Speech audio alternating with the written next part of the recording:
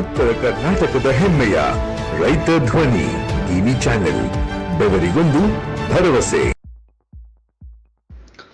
ರೈತ ಧ್ವನಿ ನ್ಯೂಸ್ಗೆ ಸ್ವಾಗತ. ಇದು ರೈತ ಧ್ವನಿ ನ್ಯೂಸ್ನ ಬಿಗ್ ಇಂಪ್ಯಾಕ್ಟ್. ಸುದ್ದಿ ಪ್ರಸಾರವಾದ ಬೆನ್ನಲ್ಲೇ ಎಚ್ಚೆತ್ತುಕೊಂಡು ಸ್ಥಳಕ್ಕೆ ಆಗಮಿಸಿ ಬೂದೇನಹಳ್ಳಿ ಗ್ರಾಮಕ್ಕೆ ಅಭಿವೃದ್ಧಿ ಕಾಯಕಲ್ಪ ನೀಡಲು ಮುಂದಾದ ಇಂಜಿನಿಯರ್ ಮತ್ತು ಪಿಡಿಒ. ಹೌದು, ಕಳೆದ 15 ದಿನಗಳ ಹಿಂದಷ್ಟೇ ಮೂಲಭೂತ ಸೌಕರ್ಯಗಳನ್ನು ಬೂದೇನಹಳ್ಳಿ ಗ್ರಾಮಕ್ಕೆ ಒದಗಿಸುವಲ್ಲಿ ಪಿಡಿಒ ನಿರ್ಲಕ್ಷ್ಯ ವಹಿಸಿದ್ದಾರೆ ಎಂಬ ಸುದ್ದಿ ಗಮನಿಸಿ ಪಿಡಿಒ ಗೋಪಾಲಕೃಷ್ಣ ಇಂದು 6 ಲಕ್ಷ ವೆಚ್ಚದಲ್ಲಿ ನರೇಗಾ ಯೋಜನೆಯಡಿ ಅಭಿವೃದ್ಧಿ ಕಾಮಗಾರಿಗೆ ಚಾಲನೆ ನೀಡಿದರು.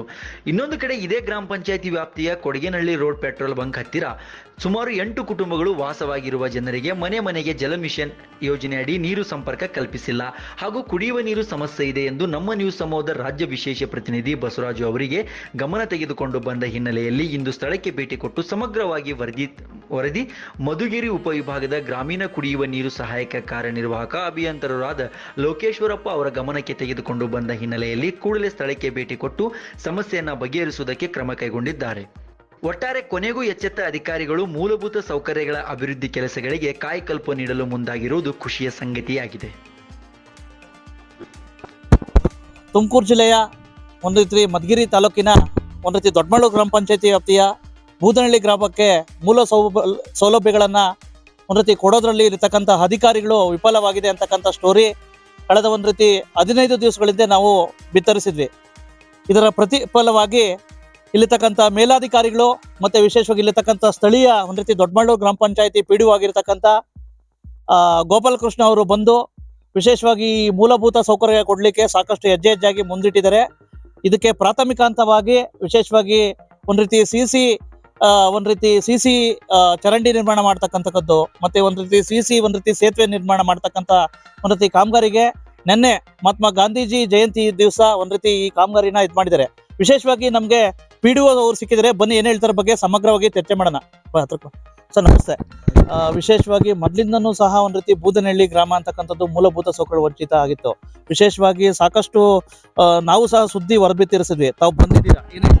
ಸರ್, ಇವಾಗ ನಾವು ಈ ಮಹಾತ್ಮ ಗಾಂಧಿ ರಾಷ್ಟ್ರೀಯ ಗ್ರಾಮೀಣ ಉದ್ಯೋಗ ಯೋಜನೆಯಲ್ಲಿ 2024-25ನೇ ಸಾಲಿನಲ್ಲಿ ಬೂದನಹಳ್ಳಿ ಗ್ರಾಮಕ್ಕೆ ಏನು ಮೂಲ ಸೌಕರ್ಯಗಳಾದ ಚರಂಡಿ ಇಲ್ಲದ ಕಾರಣದಿಂದ ನಾವು NRG ಯೋಜನೆಯಲ್ಲಿ ಒಂದು ಕಾಮಗಾರಿ ಗುಚ್ಚ ಆಕ್ಷನ್ ಕ್ರಿಯೋಜನೆಯನ್ನು ತಯಾರಿಸಿ ಆ ಯೋಜನೆಯಲ್ಲಿ ಮಂಜೂರಾತಿಯನ್ನು ಪಡೆದು ಈಗ ಈ ಕಾಮಗಾರಿನ ಅನುಷ್ಠಾನ ಮಾಡಲು ಇವಾಗ ಬೋರ್ಡನ್ನು ಕಟ್ಟಿದ್ವಿ. ಮತ್ತು ನಾಳೆ ಇನ್ನೊಂದು 2-3 ದಿವಸದಲ್ಲಿ ಈ ಕಾಮಗಾರಿಯನ್ನು ಸ್ಟಾರ್ಟ್ ಮಾಡಿ ಒಂದು ವರ್ಷ ಒಂದು ತಿಂಗಳು ಎರಡು ತಿಂಗಳಷ್ಟೇ ನಾವು ಕಂಪ್ಲೀಟ್ ಮಾಡಿ ಜನರಿಗೆ ಅನುಕೂಲ ಮಾಡೋಕ್ಕೆ ಥರ ನೋಡ್ಕೊಳ್ತೀವಿ ಸರ್. ಸಾಕಷ್ಟು ಸಮಸ್ಯೆಗಳಿದೆ. ಒಂದು ರೀತಿ ಸ್ವಚ್ಛತೆ ಇಲ್ಲ, ಸೂಕ್ತ ಒಂದು ರೀತಿ ರಸ್ತೆ ವ್ಯವಸ್ಥೆ ಇಲ್ಲ. ವಿಶೇಷವಾಗಿ ಸಾಕಷ್ಟು ಒಂದು ರೀತಿ ಕುಡಿಯೋ ನೀರು ಸಹ ಮನೆಯಲ್ಲಿತ್ತು, ಬಗೆಹರಿಸಿದ್ರೆ ಬಿಡಿ ಸರ್. ಈಗ ಹಲವಾರು ಸಮಸ್ಯೆಗಳಿದಾವೆ. ಯಾಕೆ ಸರ್ ಬೂದೇನಹಳ್ಳಿ ಅಂದ್ರೆ? ಇಲ್ಲ ಸರ್, ಏನಿಲ್ಲ, ಎಲ್ಲ ನಮ್ಮ ಪಂಚಾಯತ್ ವ್ಯಾಪ್ತಿಗೆ ಬರೋದು ಎಲ್ಲ ಹಳ್ಳಿಗಳನ್ನು ಒಂದೇ ಥರ ನೋಡೋದು ಒಂದು ತಾರತಮ್ಯ ಪ್ರಶ್ನೆ ಇಲ್ಲ. ನಮಗೆ ಎಲ್ಲದಕ್ಕೂ ನಾವು ಸ್ಪಂದಿಸ್ತೀವಿ, ಕೆಲಸ ಮಾಡ್ತೀವಿ. ಎಲ್ಲೆಲ್ಲ ಸಮಸ್ಯೆಗಳಿದ್ದಾವೆ ಅವನ್ನೆಲ್ಲ ಸಾಲ್ವ್ ಮಾಡ್ತಾ ಇದ್ದೀವಿ ಸರ್. ಇಷ್ಟು ದಿನ ಬೇಕಾಯ್ತಾ? ವಿಶೇಷವಾಗಿ ನಮ್ಮ ಮೀಡಿಯಾನೇ ಬರ್ಬೇಕಾಯ್ತಾ ನಿಮ್ಗೆಲ್ಲ? ಇಲ್ಲ ಸರ್, ಏನಿಲ್ಲ ಸರ್, ನಾವು ಇವಾಗ ಮೊದಲಿಂದೆಲ್ಲ ನಾವು ಇತ್ತೀಚೆಗೆ ಬಂದ್ವಲ್ಲ, ನೀವು ಸುಮಾರು ಕಾಮಗಾರಿಗಳು ಇಲ್ಲಿ ಚರಂಡಿ ವ್ಯವಸ್ಥೆ ನೋಡ್ಬಿಟ್ಟು ನಾವು ನರೇಗಾ ಯೋಜನೆಯಲ್ಲಿ ಅನುಷ್ಠಾನ ಮಾಡ್ಕೊಂಡಿದ್ದೀವಿ. ಇವಾಗ ಕಾಮಗಾರಿ ಸ್ಟಾರ್ಟ್ ಮಾಡಿ ಎಲ್ಲ ಜನಗಳಿಗೆಲ್ಲ ಅನುಕೂಲ ತರ ಮಾಡ್ತೀವಿ ಸರ್. ಯಾವಾಗ ಸ್ಟಾರ್ಟ್ ಮಾಡ್ತೀರಾ? ಇವತ್ತು ನಾಳೆಯಿಂದಾನೆ ಸ್ಟಾರ್ಟ್ ಆಗುತ್ತೆ ಸರ್ ಕಾಮಗಾರಿ. ಅಲ್ಲಿ ಬೋರ್ಡ್ ರೆಡಿ ಮಾಡಿದ್ದೀವಿ, ನಾಳೆಯಿಂದ ಕಾಮಗಾರಿ ಸ್ಟಾರ್ಟ್ ಆಗುತ್ತೆ ಸರ್. 3 ಲಕ್ಷ ಅನುದಾನವನ್ನು ನಾವು ಮೀಸಲಿರಿಸಿದ್ದೀವಿ. ಇಲ್ಲಿಂದ ಎಲ್ಲಿ ಬೂದನಹಳ್ಳಿ ಗ್ರಾಮದ ಶ್ರೀನಿವಾಸ ಅವರ ಮನೆಯಿಂದ ನರಸಿಂಹಸ್ವಾಮಿ ದೇವಸ್ಥಾನದವರೆಗೂ CC ಮತ್ತು ಡಕ್ ನಿರ್ಮಾಣ ಆಗುತ್ತೆ. ಮತ್ತು ಇನ್ನೊಂದು ಕಾಮಗಾರಿಯಿಂದ 3 ಲಕ್ಷಕ್ಕೆ ಮತ್ತೆ ಚರಂಡಿಗೆ ವ್ಯವಸ್ಥೆ ಮಾಡಿದ್ವಿ ಸರ್. ಹೌದು ಸರ್, 6 ಲಕ್ಷದ ಅನುದಾನವನ್ನು ನಾವು ಗ್ರಾಮ ಪಂಚಾಯತಿಯಿಂದ ಅನುಷ್ಠಾನ ಮಾಡೋಕ್ಕೆ ವ್ಯವಸ್ಥೆ ಮಾಡಿದ್ವಿ ಸರ್. ಇನ್ನೊಂದು ಆರೋಪ ಇದೆಯಲ್ಲ, ಮನೆಗಳದ್ದು ತಲುಪಿಸಿಲ್ಲ ಬಡವರಿಗೆ. ಮತ್ತೆ ಸರ್, ಮನೆಗಳದ್ದು ಇನ್ನೂ ಬರ್ತಾ ಇದಾವೆ ಸರ್. ಇವಾಗ ಇತ್ತೀಚೆಗೆ ಇವಾಗ ಏನು ಅರ್ಹ ಫಲಾನುಭವಿಗಳು ಯಾರಿದ್ದಾರೆ ಅವ್ರನ್ನ ಗ್ರಾಮ ಸೇವೆ ಮುಖಾಂತರ ಆಯ್ಕೆ ಮಾಡಿ ಅವ್ರಿಗೆ ಫಲಾನುಭವಿಗಳಿಗೆ ನಾವು ಆಯ್ಕೆ ಮಾಡಿಬಿಟ್ಟು ಅವ್ರಿಗೆ ಮನೆಗಳು ಕೊಡೋಕ್ಕೆ ವ್ಯವಸ್ಥೆ ಮಾಡ್ತೀವಿ ಸರ್. ಹಿಂದುಳಿದ ವರ್ಗದವ್ರಿಗೆ ಮನೆ ಬಂದಿಲ್ಲ ಅಂತ? ಇಲ್ಲ ಸರ್, ಎಲ್ಲ SC ಏನು ಸರ್, ಯಾವುದೇ ಒಂದು ಮನೆ ಬಂದ್ರೂ ಹಿಂದುಳಿದ ವರ್ಗದಲ್ಲಿ SC ST ಆಗಲಿ ಎಲ್ಲರಿಗೂ ಏನು ರೋಸ್ಟರ್ ಯಾವ ಥರ ಐತೆ ಆ ಥರ ಮೇಂಟೈನ್ ಮಾಡಿ ನಾವು ಕೊಡ್ತೀವಿ ಸರ್. ಅಲ್ಲ ಸರ್, ವಿಶೇಷವಾಗಿ ಸಾಕಷ್ಟು ಇಲ್ಲಿರ್ತಕ್ಕಂಥ ಜನಪ್ರತಿನಿಧಿಗಳು ಯಾವ ರೀತಿ ಸ್ಪಂದನೆ ಇದೆ? ಜನಪ್ರತಿನಿಧಿಗಳಿಗೆ ಸರಿಯಾಗಿ ಸ್ಪಂದನೆ ಮಾಡಲ್ಲ? ಇಲ್ಲ ಸರ್, ಇದು ಖಂಡಿತ ಇಲ್ಲ. ನಾವು ಅವ್ರ ಒಮ್ಮತದ ಅಭಿಪ್ರಾಯ ತಗೊಂಡು ನಾವು ಏನೇ ಕೆಲಸ ಮಾಡ್ಬೇಕಂದ್ರೂ ನಾವು ಅನುಷ್ಠಾನ ಮಾಡೋಕ್ಕೆ ನಾವು ಇದು ಮಾಡ್ತೀವಿ. ಅಲ್ಲ ಸರ್, ನಿಮ್ಗೆ ಏನಾದ್ರು ಒತ್ತಡ ಇದೆಯಾ ಬೂದನಹಳ್ಳಿಗೆ? ಇಲ್ಲ ಸರ್, ಇಲ್ಲ ಸರ್, ಯಾವ್ದು ಇಲ್ಲ ಸರ್. ಖಂಡಿತ ಇಲ್ಲ, ನಮ್ಗೆ ಯಾವ ಒತ್ತಡನೂ ಇಲ್ಲ. ನಾವು ಎಲ್ಲರೂ ಪಾರದರ್ಶಕವಾಗಿ ಕೆಲಸ ಮಾಡ್ತೀವಿ. ಅಲ್ಲ, ಈ ಗುಣಮಟ್ಟದ ಮಾಡ್ತಿರೋ? ಇಲ್ಲ ಸರ್, ಗುಣಮಟ್ಟದ ಕೆಲಸನೇ ಮಾಡೋದು ಪ್ರತಿಯೊಂದು. ನೆಕ್ಸ್ಟ್ ಬಾ ಮುಂದಕ್ಕೆ.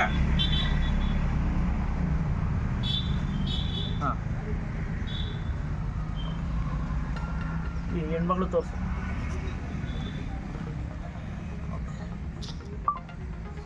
ನಾವೇನು ಈ ಡೇಟದ ವಾತಿಗಳಲ್ಲಿ ನೀರು ಕೊಡೋಕ್ಕಾಗಲ್ಲ ಅಂತೇಳಿ ನಮ್ಮ ಬಸವರಾಜ್ ಅವ್ರು ಬಂದರು.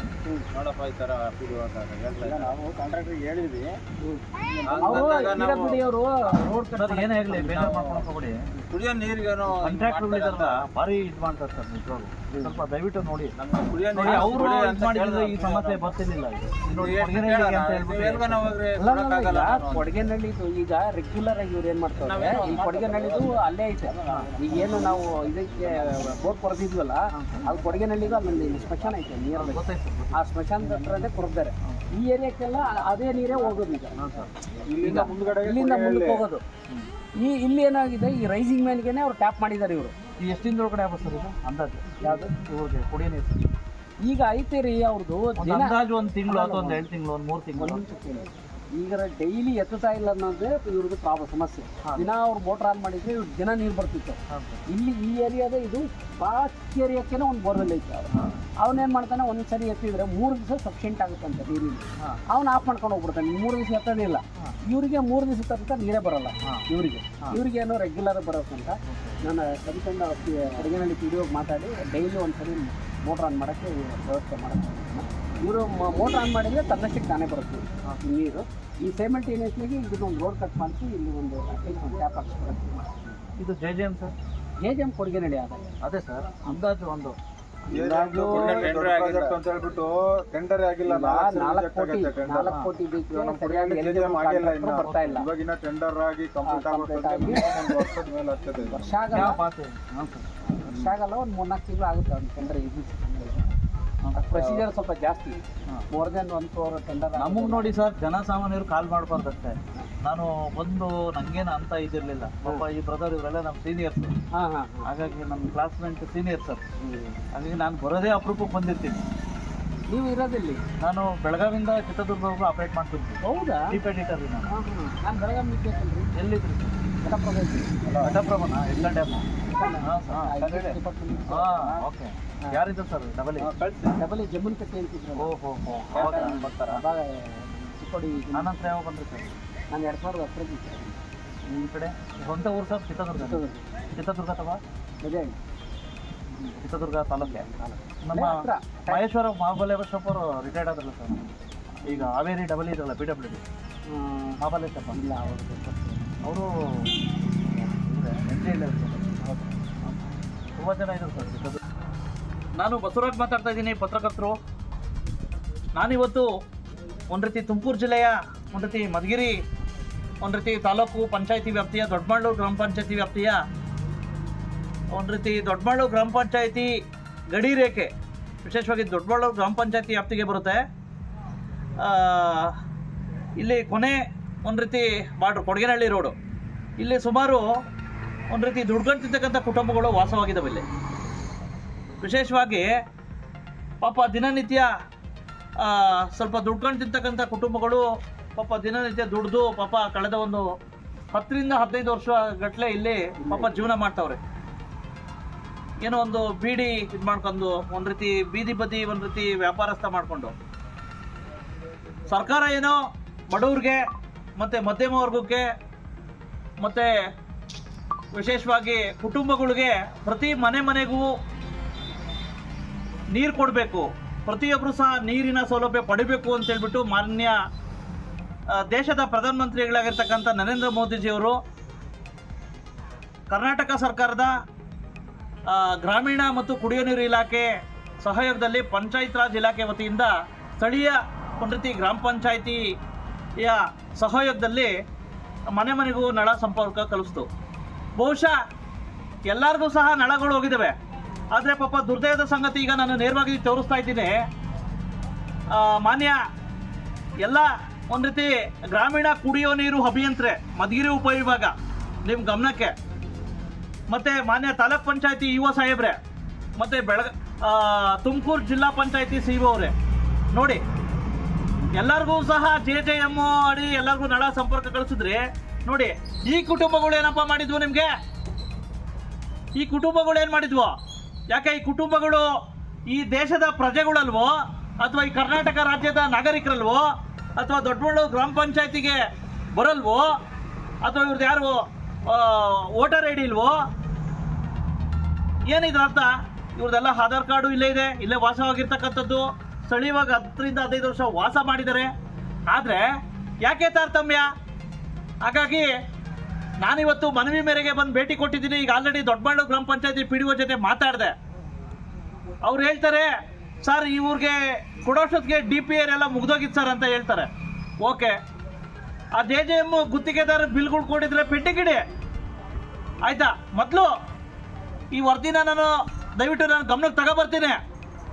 ದಯವಿಟ್ಟು ಕೂಡಲೇ ಮಾನ್ಯ ಗ್ರಾಮೀಣ ಮತ್ತು ಕುಡಿಯೋ ನೀರು ಇಲಾಖೆ ಅಭಿಯಂತರುಗಳೇ, ದಯವಿಟ್ಟು ಈ ಕುಟುಂಬಗಳಿಗೆ ದಯವಿಟ್ಟು JJM ಅಡಿ ನಳಗಬೇಕು ಆಯ್ತಾ? ಇಲ್ಲಾಂದ್ರೆ ಖಂಡಿತ ನಾನು ಸಂಬಂಧಪಟ್ಟ ಇಲಾಖೆ ಸಚಿವರಿಗೂ ಸಹ ಗಮನಕ್ಕೆ ತಗೋಬೇಕಾಗುತ್ತೆ. ಈ ಒಂದು ಕುಟುಂಬಗಳಿಗೆ ಎಲ್ಲೆವರೆಗೂ ನಳ ಸಿಗಲ್ವೋ ಅಲ್ಲೇವರೆಗೂ ಸಹ ಹೋರಾಟ ನಿರಂತರವಾಗಿರುತ್ತೆ, ನಮ್ಮ ಪ್ರಯತ್ನ ನಿರಂತರವಾಗಿರುತ್ತೆ. ಹಾಗಾಗಿ ನಾನಿವತ್ತು ಪಾಪ ಮನೆ ಮೇರೆಗೆ ಬಂದು ಭೇಟಿ ಕೊಟ್ಟಿದ್ದೀನಿ.